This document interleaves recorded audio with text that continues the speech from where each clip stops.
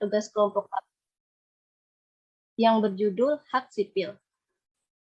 Sebelum memasuki materi, izinkan saya, Anissa Nurcahyani Dewi, sebagai moderator, perkenalkan anggota kelompok saya, yaitu yang pertama ada Farhan Gibran Rehalat, yang kedua ada Farhan Gibran Rehalat sebagai ketua, yang kedua ada Anissa Zahrotusama Bakti sebagai ketua, yang ketiga ada Anissa Amalia Adani, dan yang keempat ada saya sendiri, Anissa Nurcahyani Dewi, yang kelima ada Febrian Radia Nugroho, yang keenam ada Gita Ayu Ratri, yang ketujuh ada Hinaya Rizky Cerunisa, yang kedelapan ada Najia Sahla Khairani, yang kesembilan ada Nafia Salma Khairani.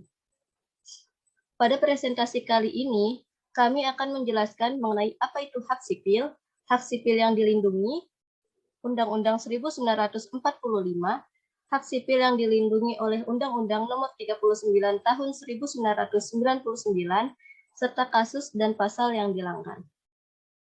Untuk itu, materi pertama akan disampaikan oleh Saudari Anissa Amalia. Kepada Saudari Anissa Amalia, dipersilakan.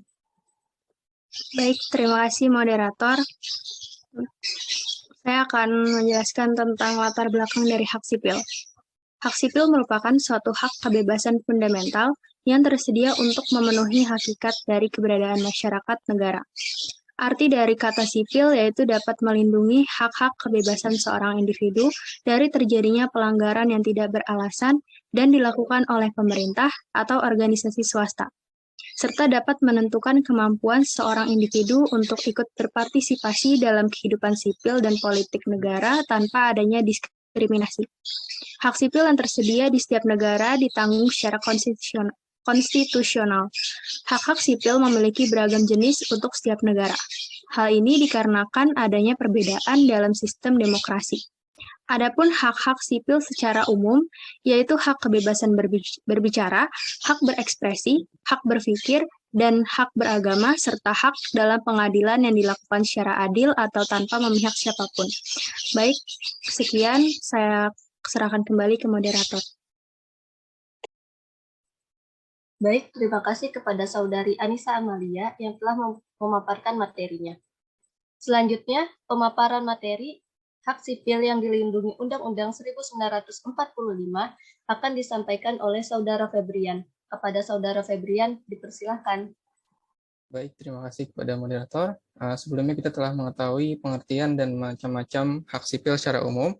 Dan kemudian pada slide ini kita akan mengetahui macam-macam hak sipil yang dilindungi oleh Undang-Undang Dasar Republik Indonesia tahun 1945.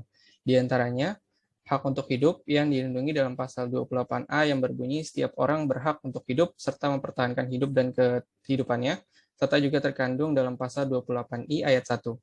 Kemudian, hak mendapatkan perlakuan hukum yang adil dan kepastian hukum dilindungi dalam pasal 28D ayat 1 yang berbunyi setiap orang berhak atas pengakuan, jaminan, perlindungan, dan kepastian hukum yang adil serta perlakuan yang sama di hadapan hukum. Kemudian hak berkeluarga dan melanjutkan keturunan dilindungi dalam pasal 28B ayat 2 tentang hak untuk membentuk keluarga dan melanjutkan keturunan melalui perkawinan yang sah. Kemudian hak untuk mengembangkan diri yang dilindungi dalam pasal 28B ayat 2, pasal 28C ayat 1 dan 2, serta pasal 28F.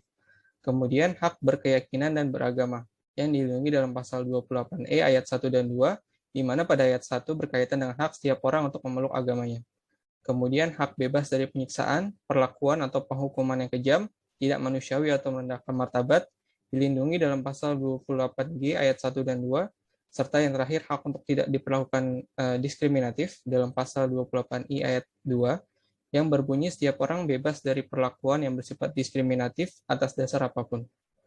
Sekian, saya kembalikan kepada moderator. Baik, terima kasih kepada Saudara Febrian yang telah memaparkan materinya. Selanjutnya, materi mengenai hak sipil yang dilindungi oleh Undang-Undang Nomor 39 Tahun 1999 akan disampaikan oleh Saudari Najia. Kepada Saudari Najia, dipersilakan. Baik, terima kasih kepada moderator. Berikut adalah hak sipil dalam Undang-Undang Nomor 39 Tahun 1999. Yang pertama ada hak untuk hidup, dilindungi oleh pasal 9 Setiap orang berhak untuk hidup, mempertahankan hidup, dan meningkatkan taraf kehidupannya. Kemudian ada hak berkeluarga dan melanjutkan keturunan. Dilindungi oleh pasal 10. Setiap orang berhak membentuk suatu keluarga dan melanjutkan keturunan melalui pernikahan yang sah. Kemudian, hak mengembangkan diri. Pasal 11. Setiap orang berhak atas pemenuhan kebutuhan dasarnya untuk tumbuh dan berkembang secara layak. Kemudian pasal 12. Setiap orang berhak atas perlindungan bagi pengembangan pribadinya untuk memperoleh pendidikan, mencerdaskan dirinya, dan meningkatkan kualitas hidupnya agar menjadi manusia yang beriman, bertakwa, bertanggung jawab, berakhlak mulia, bahagia, dan sejahtera sesuai dengan hak asasi manusia. Kemudian pasal 13. Setiap orang berhak untuk mengembangkan dan memperoleh manfaat dari ilmu pengetahuan dan teknologi seni budaya sesuai dengan martabat manusia. Pasal 14. Setiap orang berhak untuk berkomunikasi dan memperoleh informasi yang diperlukan untuk mengembangkan pribadi dan lingkungan sosialnya. Kemudian, hak mendapat perlakuan hukum yang adil dan kepastian hukum. Pasal 17. Setiap orang tanpa diskriminasi berhak untuk memperoleh keadilan dengan mengajukan permohonan pengaduan dan gugatan baik dalam perkara pidana, perdata, maupun administrasi serta diadili oleh proses peradilan yang bebas dan tidak memihak. Pasal 29 ayat 2. Setiap orang berhak atas pengakuan di depan hukum sebagai manusia pribadi di mana saja ia berada. Kemudian, hak bebas dari perbudakan. Pasal 20 ayat 1. Tidak seorang pun boleh diperbudak atau diperhamba. Kemudian, hak beragama. Pasal 22 ayat 1. Setiap orang bebas memeluk agamanya masing-masing dan untuk beribadah menurut agamanya dan kepercayaannya itu. Kemudian, hak atas praduga tak bersalah. Pasal 18 ayat 1. Setiap orang yang ditangkap, ditahan, dan dituntut karena disangka melakukan sesuatu tindakan pidana, berhak dianggap tidak bersalah sampai dibuktikan kesalahannya secara sah dalam suatu sidang pengadilan. Kemudian, hak atas kebebasan untuk menyatakan pendapat. Pasal 25. Setiap orang berhak untuk menyampaikan pendapat di muka umum, termasuk hak untuk mogok sesuai dengan ketentuan peraturan perundang-undangan. Dan kemudian yang terakhir, hak bebas dari penyiksaan, perlakuan, atau penghukuman yang kejam, tidak manusiawi, atau merendahkan martabat. Pasal 33 ayat 1. Setiap orang berhak untuk bebas dari penyiksaan, penghukuman, atau perlakuan yang kejam, tidak manusiawi, merendahkan derajat, dan martabat kemanusiaannya. Baik, terima kasih. Saya kembalikan kepada moderator. Baik, terima kasih kepada Saudari Najia yang telah memaparkan materinya. Materi selanjutnya mengenai pasal dan sanksi kasus Aisyah, dilema buruh perempuan, akan disampaikan oleh Saudara Farhan. Kepada Saudara Farhan, dipersilakan. Terima kasih kepada moderator. Sebelum masuk ke pemaparan materi selanjutnya, alangkah baiknya untuk menonton video dari kasus Aisyah, dilema buruh perempuan.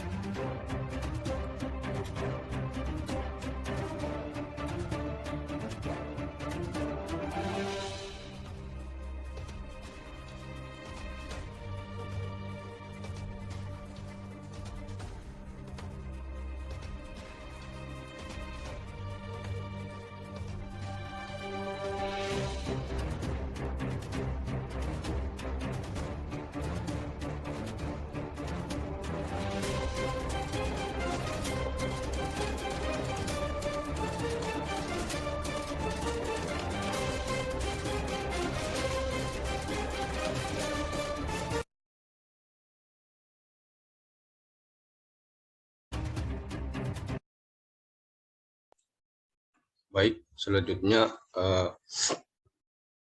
pasal dan sanksi undang-undang yang dilanggar dari kasus Aisyah. Yang pertama, hak sipil dalam Undang-Undang Nomor 39 Tahun 1999 pada pasal 20 ayat 1 yang menyebutkan tidak seorang pun boleh diperbudak atau diperhamba. Yang kedua, hak sipil dalam Undang-Undang Nomor 39 Tahun 1999 pasal 33 ayat 1, setiap orang berhak untuk bebas dari penyiksaan, penghukuman, dan perlakuan yang kejam, tidak manusiawi, merendahkan derajat dan martabat kemanusiaannya. Yang ketiga, hak untuk hidup dalam Undang-Undang Nomor 39 Tahun 1999 pada pasal 9, yang diantara lain ada setiap orang berhak untuk hidup, mempertahankan hidup, dan meningkatkan taraf kehidupannya. dan setiap orang berhak hidup tentram, aman, damai, bahagia, sejahtera lahir dan batin. Setiap orang berhak atas lingkungan hidup yang baik dan sehat.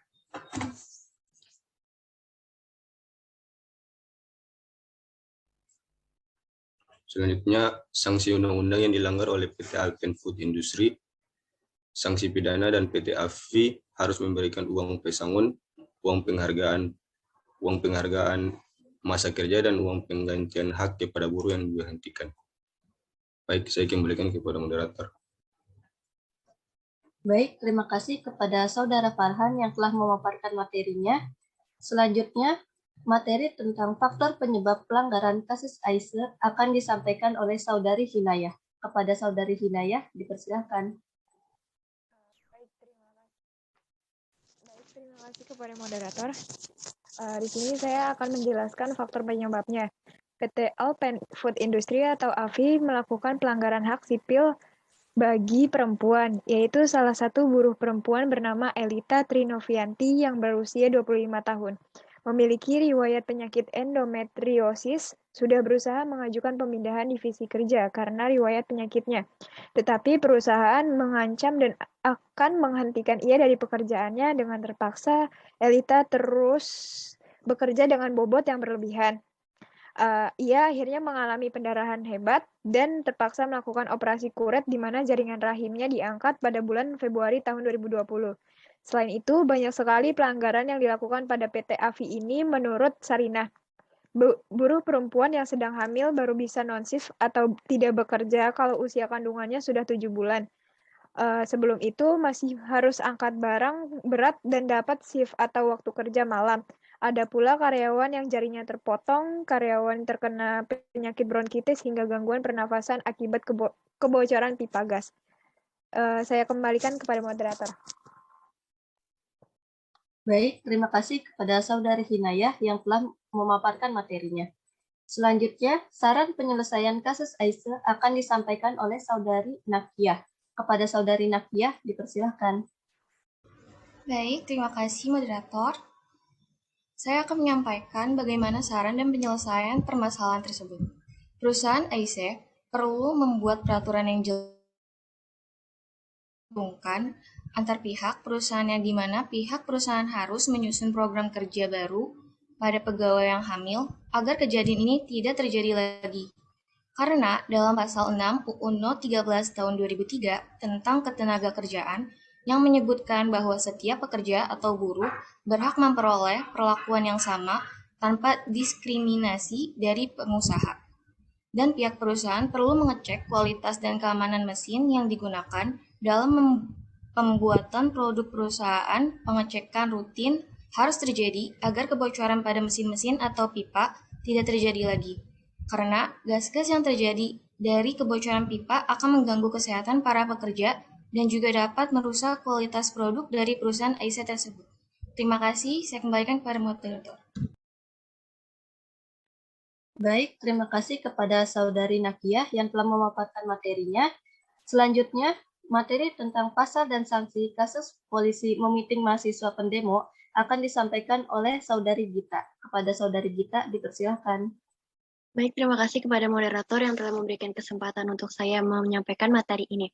Sebelum saya menyampaikan materi, alangkah baiknya mari kita lihat video kasus antara polisi Banting dan miting mahasiswa pendemo.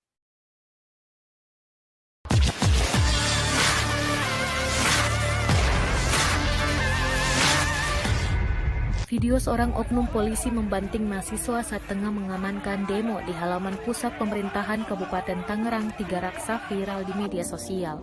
Video tersebut menjadi viral setelah diunggah oleh banyak akun pada Rabu 13 Oktober 2021 kemarin.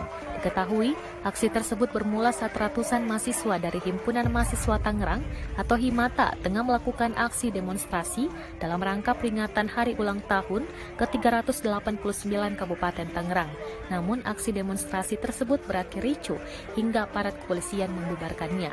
Dikutip dari tribunnews.com, Propam Polri akhirnya turun tangan mengusut kasus video viral anggota polisi membanting mahasiswa hingga kejang-kejang saat aksi demonstrasi di pusat pemerintahan Kabupaten Tangerang Tiga Raksa.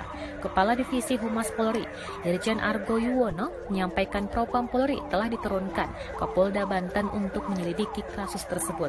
Argo menuturkan anggota polisi yang diduga membanting mahasiswa itu juga telah diperiksa oleh Propam.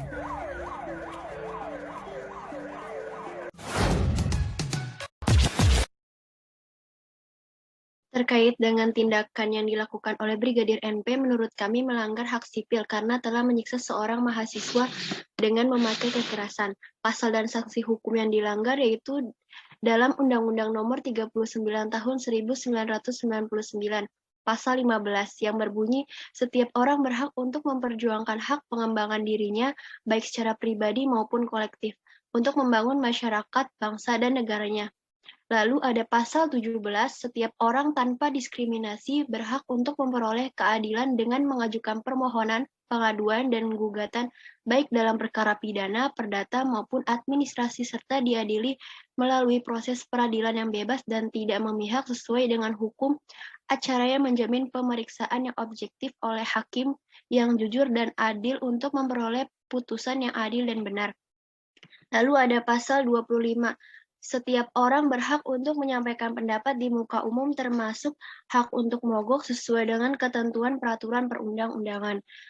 Pasal 33 ayat 1, setiap orang berhak untuk bebas dari penyiksaan, penghukuman, atau perlakuan yang kejam, tidak manusiawi, merendahkan derajat dan martabat kemanusiaannya. Lalu dalam pasal Undang-Undang 1945, pasal 28F, setiap orang berhak untuk berkomunikasi dan memperoleh informasi untuk mengembangkan pribadi dan lingkungan sosialnya, serta berhak mencari, memperoleh, memiliki, menyimpan, mengolah, dan menyampaikan informasi dengan menggunakan segala jenis saluran yang tersedia. Pasal 28D ayat 1. Setiap orang berhak atas pengakuan, jaminan, perlindungan, dan kepastian hukum yang adil serta perlakuan yang sama di hadapan hukum. Pasal 28G ayat 2. Setiap orang berhak untuk bebas dari penyiksaan atau perlakuan yang merendahkan derajat martabat manusia dan berhak memperoleh suaka politik dari negara lain. Sanksi hukum yang diperoleh polisi yaitu ditahan selama 21 hari dan dilepas jabatannya menjadi bintara tanpa jabatan. Kemudian saya kembalikan kepada moderator. Baik, terima kasih kepada Saudari Gita yang telah memaparkan materinya. Materi selanjutnya mengenai faktor penyebab pelanggaran kasus polisi memimpin mahasiswa pendemo akan disampaikan oleh Saudari Anissa Amalia. Kepada Saudari Anissa Amalia, dipersilakan. Terima kasih moderator atas kesempatan untuk saya membacakan lagi materi faktor penyebab pelanggaran. Faktor penyebab pelanggaran dari adanya kasus polisi dengan mahasiswa yaitu terjadi kericuhan antara polisi dengan mahasiswa yang sedang demo HUT ke 389 Kabupaten Tangerang di kompleks pemerintahan di Tiga Raksa. Seorang polisi membanting, memiting leher hingga menendang seorang mahasiswa hingga mengalami kejang-kejang. Dalam video yang terekam, terlihat seorang polisi berseragam hitam mengamankan pria peserta aksi saat mahasiswa memaksa masuk ke dalam kantor bupati karena ingin memberikan aspirasinya. Brigadir berinisial NP melakukan tindakan kekerasan kepada mahasiswa berinisial MF yang berusia 21 tahun. Sekian materi dari saya kembalikan ke moderator. Baik, terima kasih kepada Saudari Anissa Amalia yang telah memaparkan materinya. Selanjutnya, saran penyelesaian kasus mahasiswa dan polisi akan disampaikan oleh Saudari Anissa Balkis. Kepada Saudari Anissa Balkis, dipersilakan. Terima kasih atas kesempatannya. Saya akan membacakan saran dan penyelesaian permasalahan dari kasus mahasiswa dan polisi. Yang pertama, pihak koordinator aksi hendaknya memastikan bahwa para peserta aksi tetap terorganisir seteratur mungkin, sehingga hakikat dari unjuk rasa untuk menyampaikan aspirasi tetap terjaga, tanpa diwarnai kericuhan. Karena apabila kegiatan unjuk rasa menimbulkan kericuhan yang dapat mengganggu ketertiban umum, hal itu tidak dapat dibenarkan dan menyalahi aturan dalam berunjuk rasa. Yang kedua, pihak kepolisian selaku pengaman jalannya aksi, hendaknya mereka mengingat bahwa pihak kepolisian bertugas untuk mengamankan jalannya aksi. Apabila terjadi kericuhan di dalam jalan aksi yang dianggap mengganggu ketertiban umum, yang harus dilakukan oleh pihak kepolisian yaitu mengamankan keadaan dengan berpegang pada SOP penanganan demonstrasi. Ketiga, tim Propam memberikan APP atau pengarahan yang lebih baik, lalu melakukan evaluasi secara internal, bukan hanya menghukum oknum yang melakukan kekerasan terhadap mahasiswa. Bahkan jika diperlukan, tim Propam hendaknya melakukan evaluasi terhadap SOP mengamankan massa saat demonstrasi. Yang keempat, hendaknya pihak pemerintah bersedia berdiskusi dengan pihak mahasiswa untuk mendengarkan apa yang menjadi tuntutan dari pihak mahasiswa. Karena pada dasarnya kericuhan di dalam unjuk rasa terjadi karena pihak pemerintah Kabupaten Tangerang, terutama bupatinya selaku pemimpin, tidak menemui mahasiswa saat berunjuk rasa. Lalu yang terakhir, pihak pemerintah Kabupaten Tangerang hendaknya menjadikan aspirasi dari mahasiswa sebagai dasar melakukan pengkajian ulang terkait peraturan DPLH, tupoksi relawan COVID-19, dan revitalisasi infrastruktur di Kabupaten Tangerang. Peraturan harus dibuat untuk menjunjung kebaikan bersama, dan apa yang disuarakan oleh mahasiswa pada kegiatan unjuk rasa yang dimaksud kabupaten mencangkup keinginan masyarakat untuk membuat Kabupaten Tangerang menjadi lebih baik. Sekian pemaparan dari saya kembalikan kepada moderator. Baik, terima kasih kepada Saudari Anissa Balkis yang telah memaparkan materinya. Selanjutnya, kami membuka sesi tanya-jawab. Lalu kami dengan senang hati menerima kritik dan saran yang membangun mengenai presentasi kami hari ini. Jika teman-teman yang ingin bertanya, dipersilahkan untuk raise hand.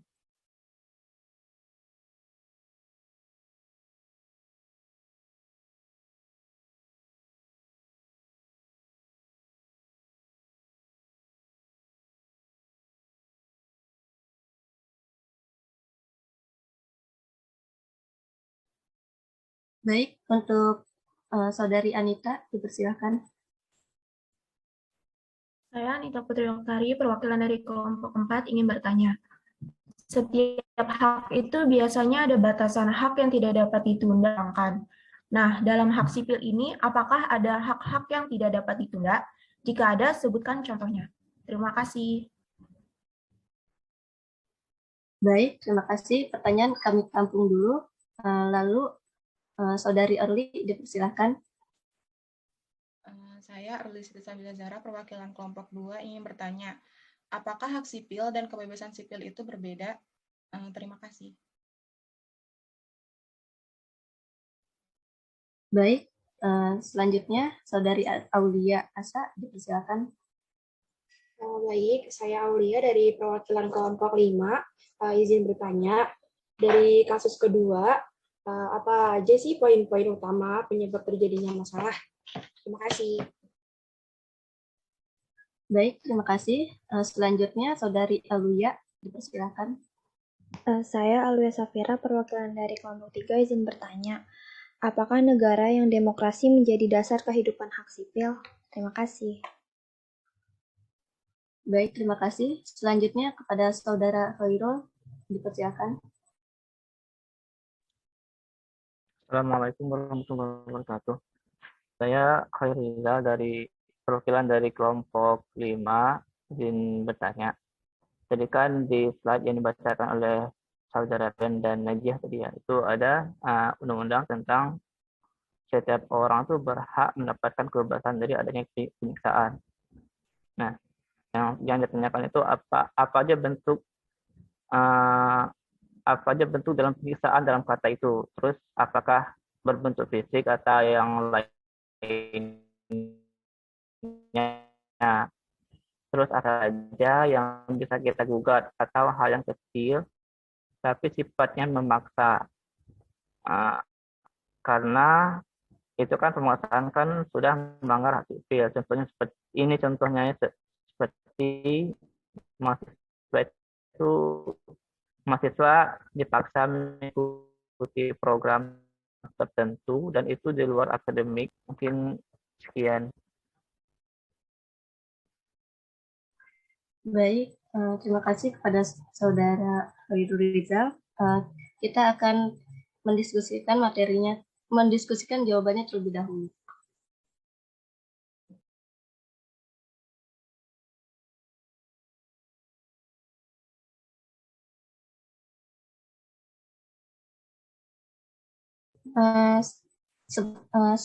Selagi menunggu jawaban dari kelompok kami, kami akan membuka kuis untuk teman-teman. Silakan join. Berikut linknya.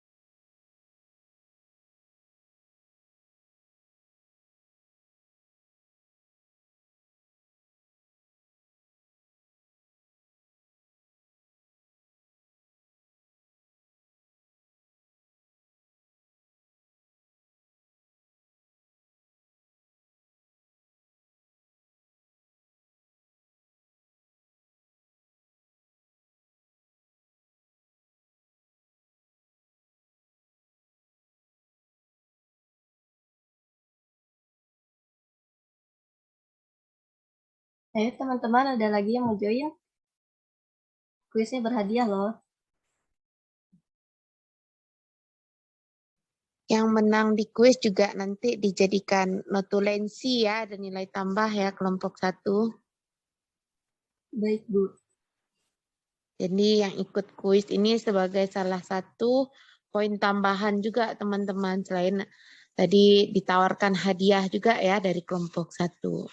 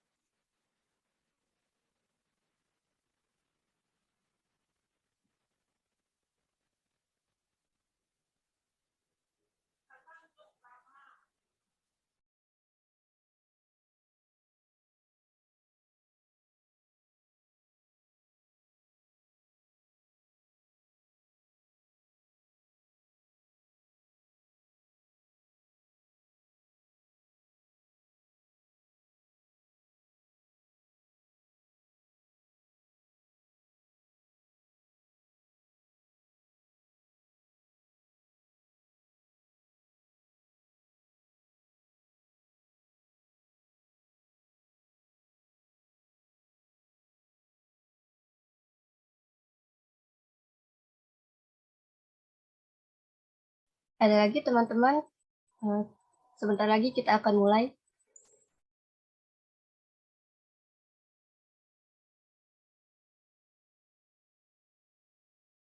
Baik, dimulai saja.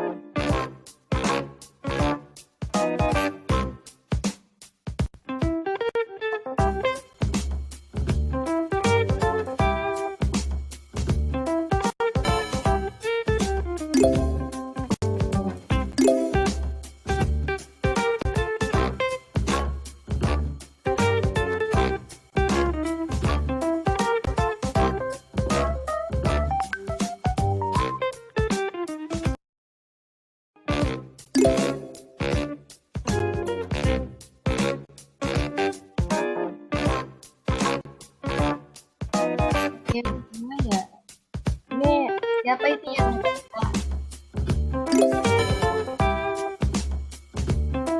nanti pembukaannya ini namanya A ya. Bisa menghubungi Anissa Amalia. Terima kasih teman-teman.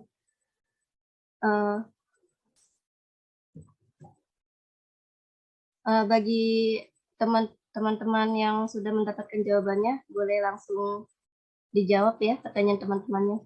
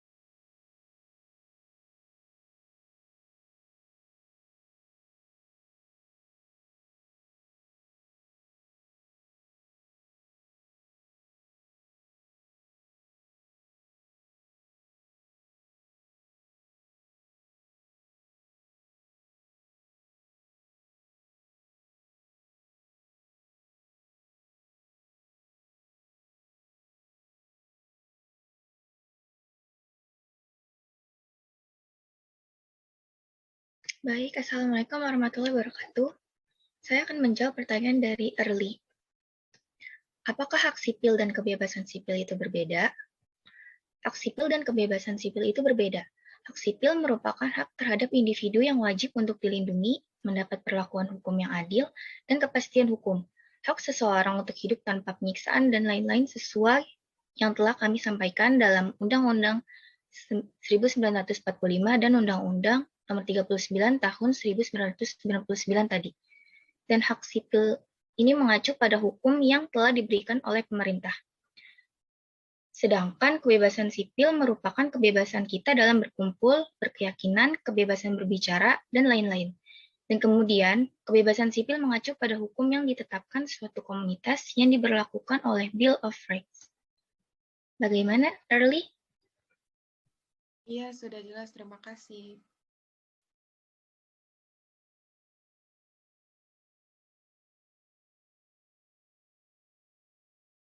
Oke, terima kasih.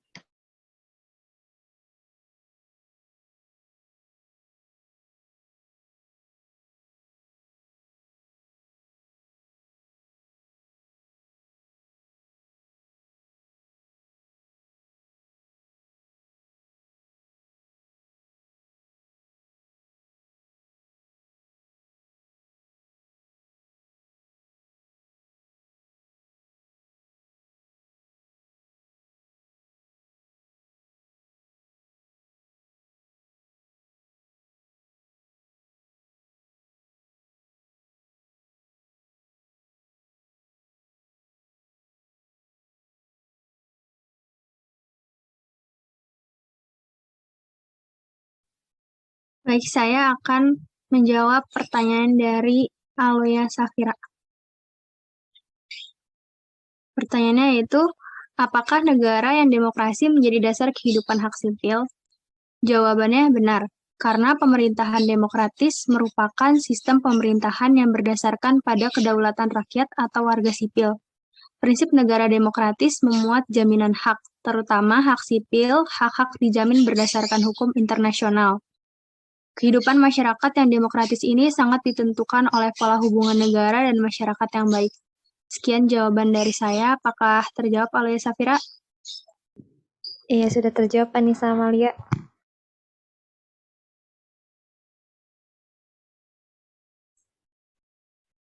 Baik, saya akan menjawab pertanyaan dari Anita tadi. Pertanyaannya adalah setiap hak itu biasanya ada batasan hak yang tidak dapat ditunda atau dihalangkan. Dalam hak sipil ini, apakah ada hak-hak yang tak dapat ditunda? Jika ada, sebutkan contohnya. Menurut kelompok kami, dalam hak sipil terdapat batas antara hak-hak yang tidak dapat ditunda atau ditangguhkan dengan hak-hak yang dapat ditangguhkan. Contoh dari hak yang tidak dapat ditunda atau ditangguhkan adalah misalnya hak untuk hidup, hak untuk tidak disiksa, hak untuk tidak diperbudak, hak atas kebebasan berpikir dan beragama, serta berkeyakinan, hak untuk diperlakukan sama di muka hukum, hak untuk tidak dipenjara karena kegagalan memenuhi kewajiban kontraktual, serta hak untuk tidak dipidana berdasarkan hukum yang berlaku surut. Bagaimana? Apakah sudah terjawab? Baik, sudah terjawab. Terima kasih. Baik.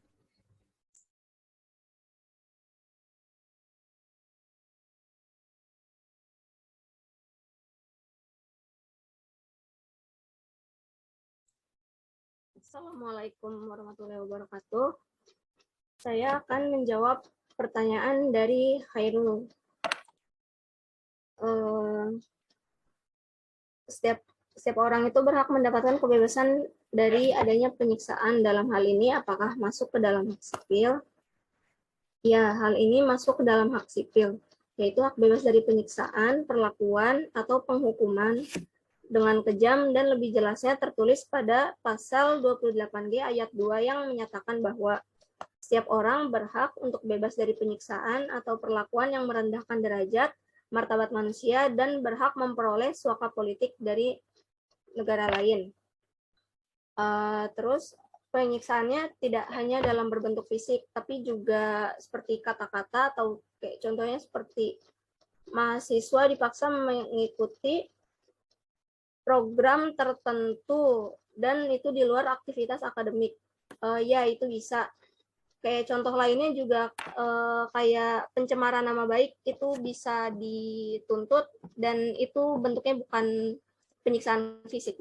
Apa dari saya sudah cukup jelas? Baik, cukup jelas. Terima kasih jawabannya. Sama-sama. Kembali kasih. Baik, di sini saya akan menjawab pertanyaan dari Aulia. Dari kasus kedua, apa saja poin-poin utama penyebab terjadinya masalah? Poin-poin utamanya itu adalah mahasiswa merasa tidak dapat memberikan aspirasinya langsung kepada Bupati Tangerang, sehingga mahasiswa memaksa masuk ke dalam kantor Bupati. Lalu terjadi aksi saling dorong antara massa pendemo dengan pihak kepolisian akibat para mahasiswa yang mencoba kantor Bupati Tangerang. Lalu seorang oknum polisi melakukan tindakan kekerasan terhadap seseorang mahasiswa dengan cara memiting leher, menendang dan membanting tubuh mahasiswa tersebut hingga kejang-kejang serta pingsan. Apakah sudah terjawab, Aulia? Baik, sudah terjawab. Terima kasih. Terima kasih, Mali.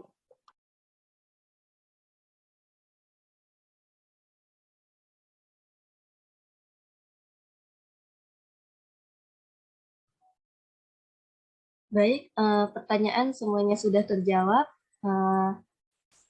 Sesi tanya jawab kali ini kami tutup. Terima kasih kepada teman-teman yang sudah antusias bertanya kepada kelompok kami. Kesimpulan dari presentasi kami hari ini yaitu pelanggaran seperti diskriminasi, perlakuan yang tidak adil, penganiayaan, dan lain-lain menjadi sebuah kesadaran akan konsep HAM.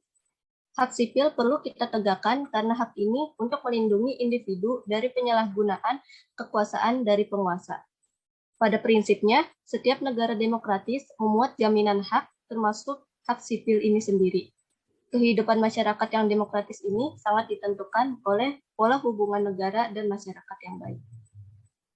Cukup sekian presentasi dari kelompok kami. Bila banyak salah kata dan kekurangan, mohon dimaafkan. Terima kasih. Wassalamualaikum warahmatullahi wabarakatuh. Waalaikumsalam warahmatullahi wabarakatuh.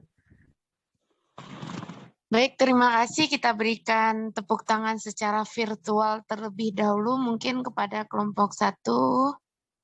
Ini presentasinya luar biasa. Di pertemuan kelompok 1 lebih sedikit gitu ya daripada kelompok-kelompok lainnya. Kelompok 2, kelompok 3, 4, 5, dan 6 tentunya harus jauh lebih bagus ini daripada kelompok 1. Jadi saya sebagai dosen di sini sangat mengapresiasi presentasi dari kelompok 1, baik dari secara konten materi,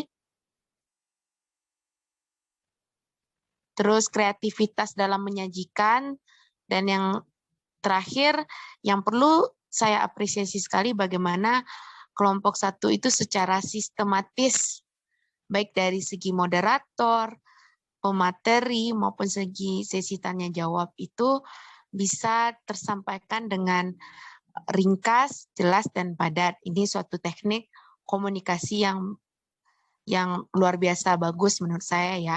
Dan beruntungnya mungkin prodi dari perpustakaan ini, teman-teman tentunya juga diajarkan bagaimana cara berkomunikasi yang baik dan tergambar tentunya di kelompok 1 ini.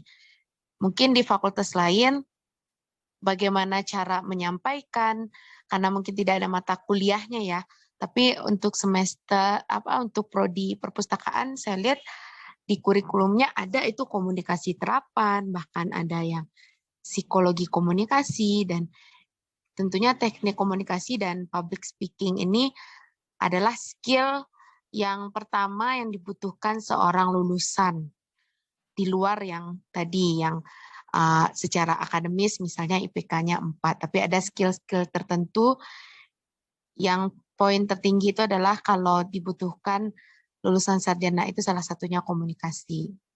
Dan ini perlu kita asah dan kita pelajari, dan saya apresiasi kelompok 1 sudah mengakomodir itu, dan ini jadi pembelajaran yang baik buat kelompok berikutnya, dan tentunya nanti tetap selalu ada masukan gitu ya buat kelompok 1 untuk menjadikan ini pembelajaran juga buat kelompok yang berikutnya yang akan tampil.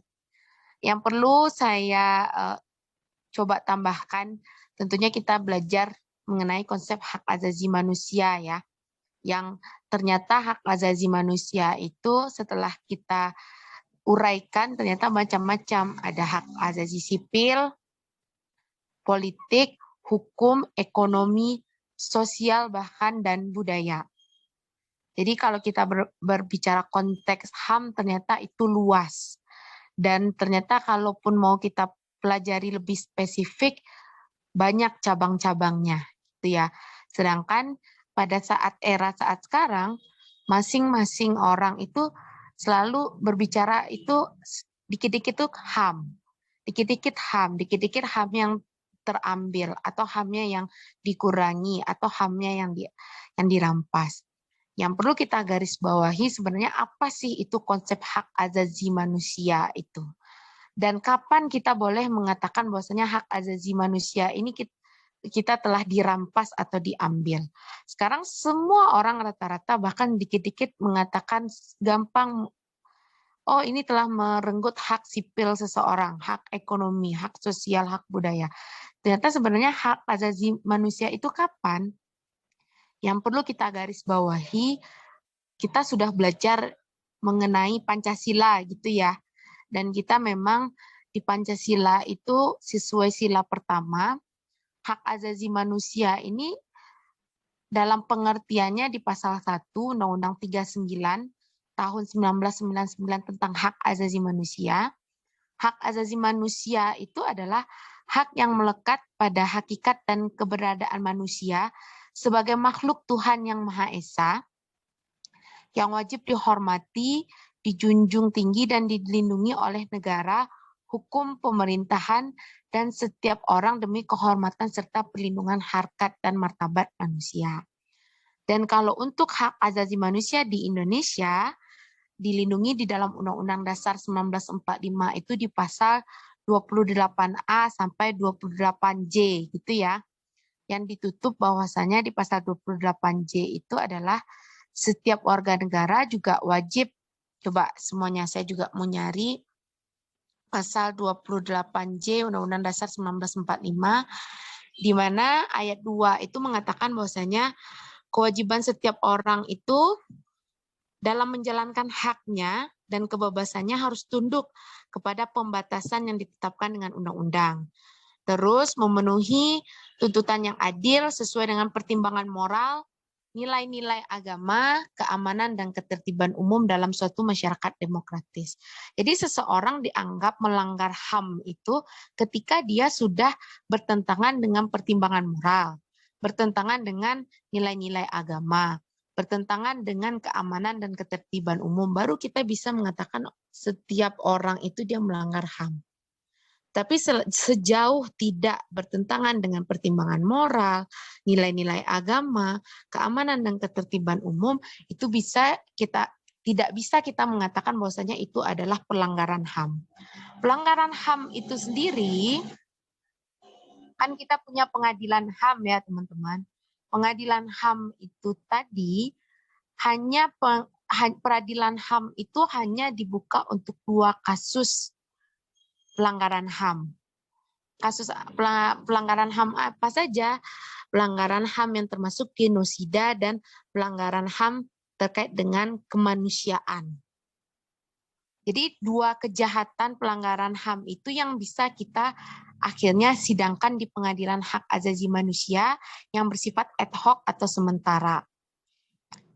Jadi kalau kita berbicara HAM, kita harus mengerti juga konteks-konteks itu tadi. Sejauh tidak bertentangan dengan nilai moral, nilai agama, ketertiban umum, apalagi peraturan perundang-undangan. Itu tidak bisa kita katakan itu adalah pelanggaran HAM. Dan pelanggaran HAM yang bisa diadili di Indonesia adalah pelanggaran HAM yang termasuk di kejahatan genosida dan kejahatan terhadap kemanusiaan. Lebih lanjut, apa itu kejahatan genosida? Kejahatan genosida itu adalah kejahatan terhadap sekelompok ras, suku, agama tertentu yang dimana memusnahkan berbagai ras itu tadi, apakah dalam bentuk membunuh, penganiayaan, misalnya, atau melakukan kekerasan seksual terhadap anak atau perempuan gitu ya, atau misalnya genosida ini misalnya kasusnya itu misalnya di Papua yang di situ adanya misalnya kerusuhan antar suku dan agama tertentu yang terjadi pada kelompok tertentu. Untuk mengenai apa saja yang termasuk kejahatan genosida, apakah itu bentuknya pemusnahan, pembakaran, atau penyerangan terhadap suku agama tertentu. Ini juga diatur di Undang-Undang 39 tahun 99. Kalau kejahatan terhadap kemanusiaan, ini tadi kejahatannya itu yang dilakukan oleh aparat oknum penegak hukum itu sendiri, atau menggunakan kekuasaan, menggunakan alat kekuasaan negara untuk menyerang warga sipil. Misalnya tadi dalam pendemo, tiba-tiba misalnya TNI, polisi menyerang mahasiswa ataupun menyerang sekelompok warga, yang dimana di sini pelakunya itu adalah aparatur dengan menggunakan senjata tertentu. Itu bisa kita katakan itu kejahatan terhadap kemanusiaan. Jadi kalau hak asasi manusia itu ternyata kan banyak ya. Kalau kita lihat perkembangan hak asasi manusia itu ternyata di generasi pertama orang berbicara hak asasi manusia itu hanya terkait dengan hak sipil, politik, dan hukum. Ternyata di generasi kedua perkembangan HAM itu sudah terkait dengan hak ekonomi, sosial, budaya. Bahkan kalau kita berbicara mengenai otak kiri dan kanan, sekarang itu bukan hanya akademis, non-akademis, termasuk prestasi mahasiswa non-akademis itu adalah kewajiban perguruan tinggi untuk menggali itu. Termasuk hak di bidang mana? Ini nanti tugasnya mereka yang membahas hak asasi di bidang budaya. Hak untuk berkreasi di bidang seni dan budaya itu adalah salah satu hak di bidang budaya yang memang kalau di dalam Undang-Undang Dasar 1945 itu dikatakan bahwasanya, sebentar saya cari ya. Jadi gini, di pasal 28C Undang-Undang Dasar 1945, setiap orang berhak mengembangkan diri. Ini mengembangkan diri ya. Mengembangkan diri, baik memperoleh manfaat dari ilmu pengetahuan dan teknologi, seni dan budaya, untuk meningkatkan kualitas hidupnya dan demi kesejahteraan umat manusia. Jadi setiap orang berhak mengembangkan diri dan itu diatur di pasal 28C Undang-Undang Dasar 1945. Orang makin lama makin sadar nggak semua orang bisa dipaksakan di bidang ilmu pengetahuan dan teknologi. Tapi ada mahasiswa yang juga bisa dikembangkan dari segi prestasi non-akademis. Dan ini kewajiban dari kita, instansi perguruan tinggi, untuk mendorong mahasiswa itu tadi yang seperti itu tadi. Apalagi di zaman sekarang, ternyata mahasiswa itu disiapkan bukan hanya dari satu lini bidang saja, mata kuliah kewirausahaan. Itu ya, berbagai mata kuliah kewirausahaan dan program-program yang disediakan sekarang bukan hanya dari segi media buku saja, tapi mahasiswa harus terjun ke berbagai instansi, terjun ke berbagai lapangan, harus berani mengembangkan diri dia, otak kiri dan kanan itu tadi. Kalau kita berbicara pengembangan seseorang, orang otak kanan itu adalah orang yang ibaratnya hanya matematika saja. Tapi orang otak kiri, mereka misalnya dalam teknik berkomunikasi, bagaimana dia akhirnya mengembangkan dari segi kinestetika jasmaninya, bagaimana dia membangun link, bagaimana di bidang olahraga, bagaimana di bidang seni. Dan instansi pendidikan teman-teman saat sekarang itu sudah masuk ke hak azazi juga di bidang seni dan budaya. Jadi kalau di bidang akreditasi, prestasi mahasiswa itu bukan hanya akademik saja. Ada prestasi mahasiswa itu di bidang akademik. Mereka lomba bla bla bla gitu ya. Kalau teknologi, ada juga prestasi mahasiswa non-akademis. Non-akademis ini sama poinnya dengan prestasi mahasiswa di bidang akademis. Jadi kalau kita berbicara hak asasi manusia, perkembangan hak asasi manusia sekarang itu sudah menekankan juga di generasi kedua ini bagaimana sosial dan budayanya. Dan generasi ketiga bahkan menekankan bahwasanya hak asasi manusia ini juga memberikan suatu personal atau komunitas untuk berkembang sesuai dengan bakat dan bidang ilmu masing-masing. Jadi nggak terlalu kaku seperti yang generasi pertama hanya sipil, politik, hukum. Ternyata generasi kedua sudah memberikan ekonomi, sosial, dan budaya. Sosial dan budaya ini, apalagi budaya ini terkait dengan berbagai bidang seni, tradisional, dan pengembangan ilmu pengetahuan lainnya di luar yang tadi saya sebutkan. Generasi ketiga menekankan bahwasanya untuk mengembangkan komunitas tertentu atau pribadi untuk berkembang. Itu sudah berbicara hak asasi manusia. Dan generasi keempat, kita di saat sekarang, selain kita berbicara hak, kita juga harus tahu kewajiban kita sebagai manusia itu tadi. Jadi sudah seimbang. Jadi istilahnya kalau kita berbicara hak asasi zaman sekarang, kita juga harus tahu pembatasan dan apa kewajiban kita untuk memenuhi hak asasi orang lain. Jadi sudah ada titik keseimbangan gitu ya di generasi keempat ini. Yang itu tadi, kewajiban kita kapan? Kewajiban kita juga untuk menghormati hak asasi orang lain. Kewajiban kita juga dalam menjalankan hak asasi itu tetap tunduk kepada aturan moral, agama, peraturan perundang-undangan, dan ketertiban dan keamanan. Jadi di Indonesia ini berbeda sekali lagi dengan di negara lain, contohnya negara Amerika yang kita kenal dengan hak asasi manusianya itu yang liberalisme itu tadi ya. Setiap kita masing-masing individu ini diberikan hak yang seluas-luasnya dalam bidang apa aja. Dari bidang menentukan agama misalnya, apakah melanjutkan keturunan atau tidak, perkawinan atau tidak, atau misalnya mengeluarkan pendapat dan lain-lain. Tapi berbeda di Indonesia, kita harus tahu kita punya pembatasan hak asasi itu tadi. Tapi bukan berarti kita di Indonesia juga dihalangi hak-hak kita. Bahkan kalau untuk kita mempelajari lebih dalam dan lebih serius lagi, ternyata hak asasi manusia yang sudah dilindungi di dalam Undang-Undang Dasar itu begitu komprehensif dan sudah mengakomodir dari berbagai lini kita. Saya pribadi, saya sebagai dosen, saya punya hak untuk melanjutkan perkawinan. Melanjutkan keturunan dengan perkawinan yang sah. Ini termasuk hak asasi sipil yang diatur di dalam Undang-Undang Dasar 1945 kita, yaitu di dalam pasal tadi pasal 28B ayat 1, di mana setiap orang berhak membentuk keluarga dan melanjutkan keturunan melalui perkawinan yang sah. Jadi saya juga boleh, masing-masing kita boleh menikah dan melanjutkan keturunan. Nanti punya anak, ini hak sipil. Jadi hak sipil itu adalah hak itu yang terkait dengan hakikat dan keberadaan kita sebagai seorang manusia. Jadi ini terkait dengan saya sebagai hak sipil ini kan adalah hak asasi pribadi atau personal saya loh sebagai manusia. Yang pertama apa? Saya sebagai manusia berhak untuk hidup. Dilindungi sejak saya dalam masa kandungan. Dan saya juga berhak untuk mempertahankan hidup. Itu adalah hak saya sebagai manusia. Ketika saya sudah besar, saya juga boleh membentuk keluarga dan melanjutkan keturunan. Terus nanti saya punya anak. Anak saya juga berhak untuk tumbuh, berkembang, dan mendapatkan perlindungan dari kekerasan itu tadi dan diskriminasi. Ada di pasal 28B ayat 2 Undang-Undang Dasar.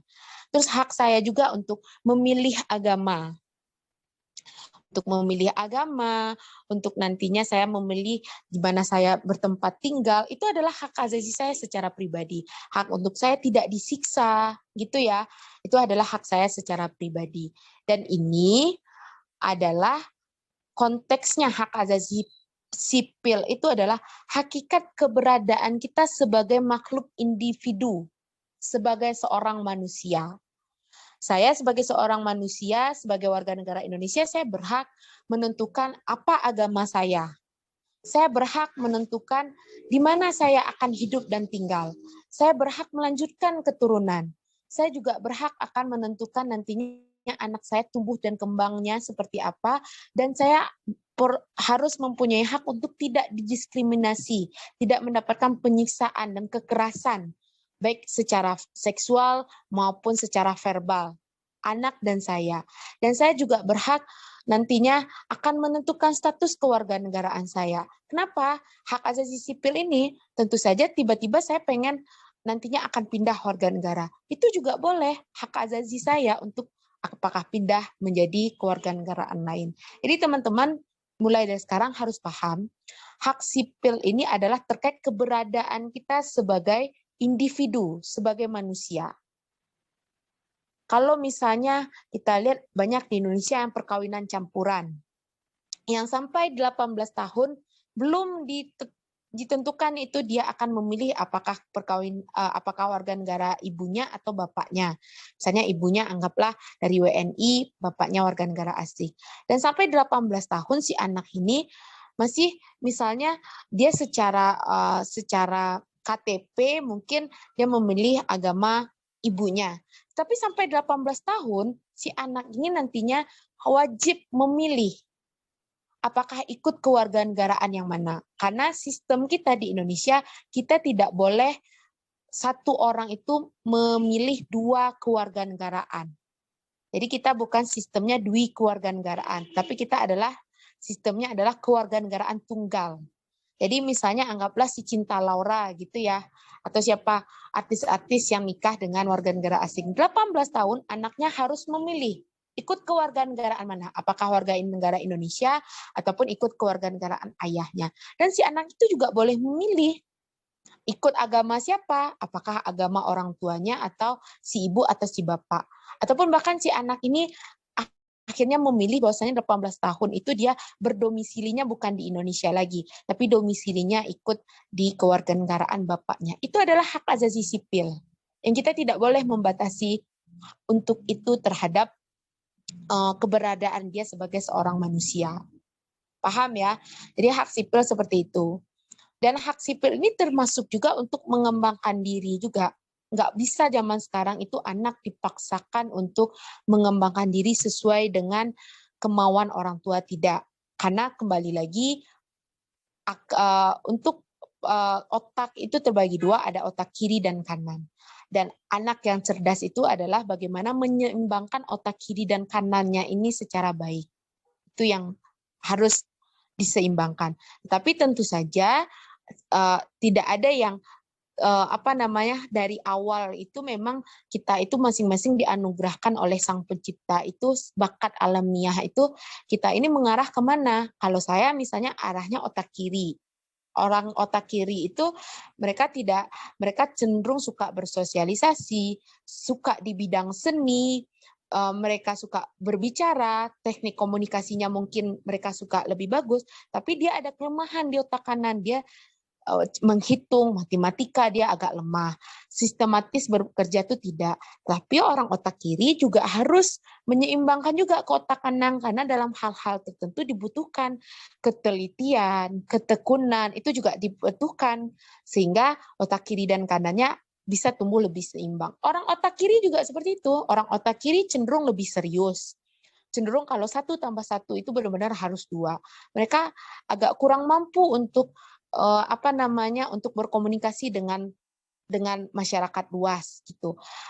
Kemampuan sosialisasinya kurang. Orang otak mereka lebih cenderung tidak mampu bernegosiasi. Bahkan misalnya terkesan lebih serius.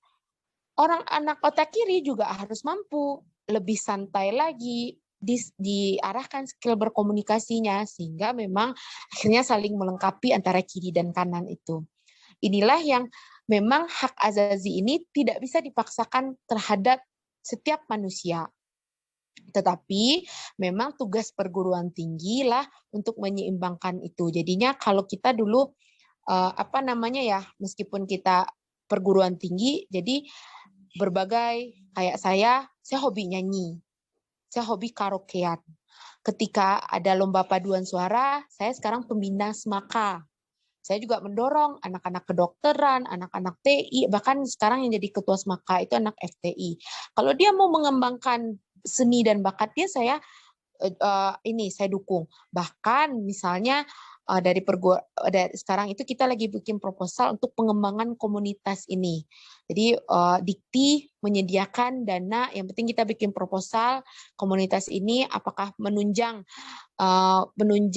yang namanya kemampuan itu tadi, dan ada dananya 100 juta. Ini perlu kita kembangkan juga. Jadi teman-teman, ini hak asasi sipil kita ini patut kita perjuangkan. Khususnya bagi kita adalah menjalankan agama kita tadi.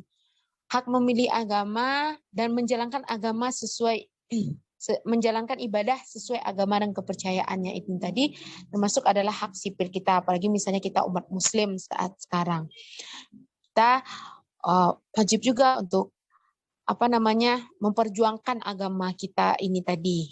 Ini termasuk adalah salah satu perjuangan kita untuk memenuhi hak kita di bidang sipil itu tadi. Itu mungkin yang bisa saya sampaikan. Mudah-mudahan dari sekarang kita sudah bisa lebih paham ya apa itu hak sipil. Kalau kita umat muslim saat sekarang, di mana kita berpuasa, di mana kita sholat tarawih, sudah diizinkan sholat tarawih. Kita sudah misalnya diizinkan untuk misalnya berbagi di saat bulan Ramadan ini. Dan apalagi kita sebagai umat muslim sekarang diizinkan untuk kuliah, untuk belajar. Karena ketika kita belajar, ini sama pahalanya dengan kita berjihad ya teman-teman. Jadi apalagi selama bulan puasa ini kita semakin semangat, akhirnya kita menuntut ilmunya semakin giat, pahala kita tentunya dilipat gandakan. Ini adalah salah satu perjuangan kita untuk memenuhi hak azazi kita di bidang sipil itu tadi sebagai manusia itu tadi. Hakikat dan keberadaan diri kita pribadi sebagai manusia. Dan berbeda ini tentunya di hak azazi politik. Hak azazi politik tentunya ini terkait dengan adanya hubungan antara warga negara dengan pemerintahan. Bagaimana hak asasi politik nantinya minggu depan menerangkan bahwasanya kita sebagai warga negara berhak juga ikut pemilu. Berhak untuk dipilih dan memilih. Kita juga berhak berserikat dan berkumpul mengeluarkan pendapat agar didengar aspirasinya oleh pemerintahan. Hak asasi politik itu cenderung bagaimana hubungan antara warga negara dengan pemerintahan itu sendiri. baik dari hak mengeluarkan pendapat, hak untuk memilih dan dipilih, hak artinya untuk masuk terjun langsung ke dalam pemerintahan, hak untuk didengar, ini juga termasuk hak asasi politik. Itu mungkin yang bisa saya sampaikan di pertemuan kali ini, mudah-mudahan bisa teman-teman bisa lebih paham gitu ya, dan kalaupun tadi misalnya masih agak tercampur adukan yang mana hak asasi politik, sipil, dan hukum kadang-kadang tadi masih tercampur adukan karena memang kalau kita baca berbagai artikel itu kan misalnya mengelompokkan itu menjadi misalnya hak sipil, politik, hukum. Kedua hak ekonomi, sosial, budaya. Kan gitu ya. Jadi hak sipol dan ekososbud kalau biasa kita dengar. Tapi kita di perkuliahan kali ini teman-teman, kita lebih memfokuskan sebenarnya apa itu hak sipil. Untuk besok hak politik, apa saja itu hak politik. Jadi jangan kita terjebak di hak sipil, politik, hukum ini menjadi satu garis benang merah yang sama, tidak. Makanya saya membedakannya itu per kelompok itu beda-beda. Jadi untuk hak hukum itu lebih kepada misalnya bagaimana mendapatkan keadilan yang sama di hadapan hukum. Itu fokus orang hak asasi hukum. Bagaimana aparat penegak hukum ini supaya mereka menjatuhkan hukuman itu yang adil. Itu adalah hak asasi di bidang hukum. Hak asasi di bidang hukum itu adalah hak asasi di bidang apakah nanti di bidang di depan peradilan, apakah sama gitu sekarang itu hukuman itu dijatuhkan terhadap semua warga negara Indonesia atau memang untuk kasus-kasus tertentu kenapa hukumannya jauh lebih ringan gitu ya, atau kasus-kasus tertentu kenapa hukumannya jauh lebih berat. Ini fokus untuk anak-anak hak asasi di bidang hukum. Dia mengkaji bagaimana penegakan hukum di Indonesia ini apakah sudah adil atau belum. Atau memang ada istilah yang tajam ke bawah, tumpul ke atas. Bagaimana menurut kelompok 3? Apa saja contoh kasus pelanggaran yang menurut teman-teman ini secara hukumnya kok tidak ada keadilan di sini, kok tidak ada persamaannya di hadapan hukum. Jadi jangan dijadikan pembagian kelompok besar yang menjadi satu kelompok yang sama gitu ya, sipil, politik, hukum. Itu mungkin yang bisa saya sampaikan, tapi bagaimanapun secara nggak apa-apa, kan ini baru diskusi, itulah gunanya diskusi ya. Yang penting nanti saya tugasnya adalah menambahkan atau berusaha meluruskan apa yang teman-teman sudah sampaikan di diskusinya. Itu mungkin yang bisa saya sampaikan. Sekali lagi saya ucapkan apresiasi sebesar-besarnya buat kelompok 1 dengan waktu yang lebih singkat dibandingkan dengan kelompok lainnya, tapi sudah bisa maksimal mempresentasikan bahan dari hak asasi sipil seusaha teman-teman semua. Itu saja mungkin yang bisa saya sampaikan, dan pembelajaran buat kelompok yang lain tadi yang baiknya sudah saya sampaikan untuk kedepannya lebih fokus kepada hak asasi politik itu apa saja. Ini yang perlu teman-teman fokuskan di situ. Itu saja mungkin yang bisa saya sampaikan. Saya akhiri pertemuan kali ini. Terima kasih. Wassalamualaikum warahmatullahi wabarakatuh. Karena sebelumnya kita belum pernah ketemu, jadi saya mohon maaf lahir dan batin atas segala sikap, ucapan yang mungkin selama kita berkomunikasi banyak yang menyinggung perasaan teman-teman semua, baik yang itu mungkin disengaja maupun tidak sengaja. Saya mohon maaf. Dari saya, semoga puasa kita lancar. Yang dari teman-teman ke saya juga saya sudah memaafkan terlebih dahulu tentunya. Dan itu saja yang mungkin saya bisa sampaikan. Saya akhiri. Wassalamualaikum warahmatullahi wabarakatuh. Waalaikumsalam warahmatullahi wabarakatuh. Terima kasih, Bu. Ya, sama-sama.